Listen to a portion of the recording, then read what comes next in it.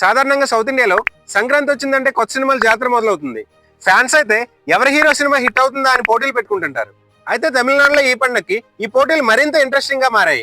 సినిమాతో పాలిటిక్స్ ఎంతో స్ట్రాంగ్ గా ముడిపడి ఉన్న తమిళనాడులో ఈ ఇయర్ ఫస్ట్ హాఫ్ లో జనరల్ ఎలక్షన్స్ ఉండడంతో సినీ క్యూరియాసిటీ కాస్త పొలిటికల్ క్యూరియాసిటీగా మారిపోయింది.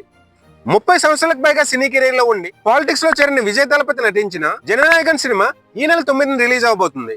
హీరోగా తన చివరి సినిమా అంటూ చెప్పుకుంటున్న విజయ్ తన పొలిటికల్ కెరీర్ కు ఉపయోగపడేలాగానే దేశంలోని వ్యవస్థలతో విసిగిపోయి వాటిని మార్చడానికి రాజకీయాల్లో చేరిన ఒక కామన్ మ్యాన్ గా ఈ సినిమాలో నటించారు.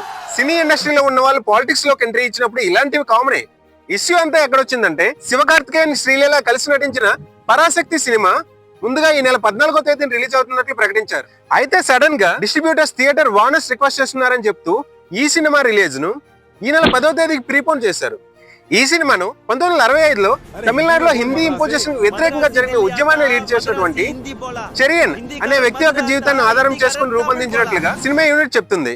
ఈ రోజు బీజేపీ ప్రో హిందీ కల్చర్ కు వ్యతిరేకంగా ద్రవిడన్ కల్చర్ కు ప్రొటెక్టర్స్ గా తమను తాము ప్రొజెక్ట్ చేసుకుంటున్నటువంటి డిఎంకే పార్టీకు ఎలక్షన్స్ ముందు ఈ సినిమా ఎంతో కొంత ఉపయోగపడుతుందని పొలిటికల్ అనలిస్టులు చెప్తున్నారు. బయటికి మరోలా చెప్తున్నప్పటికీ పొలిటికల్ ఇంట్రెస్ట్ తోనే డిఎంకే నేత అయినటువంటి ఉదయనిధి కంపెనీ డిస్ట్రిబ్యూట్ చేస్తున్న ఈ సినిమాను జననాయకన్ సినిమా రిలీజ్ అవుతున్న మరుసటి రోజుకే ప్రీపోన్ చేశారు.